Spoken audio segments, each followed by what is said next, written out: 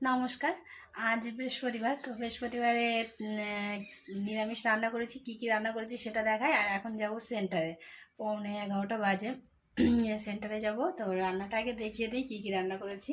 করেছি আলু ভাজা আর বেগুন ভাজা করেছি। বেগুনটা আমি ছেলে মেয়ে কেউ খাবো না, আমার বর আর আমার শাশুড়ি মা খাবে। আর এদিকে করেছি বাঁধাকপির চচ্চড়ি, আলু দিয়ে বাঁধাকপির চচ্চড়ি করেছি। ছোলাটা ভেজানো হয়নি বলে দেওয়া হয়নি, তো যাই হোক। আর করেছি মুগের ডাল, মুগ ডাল করেছি এটা পালং শাক দিয়ে।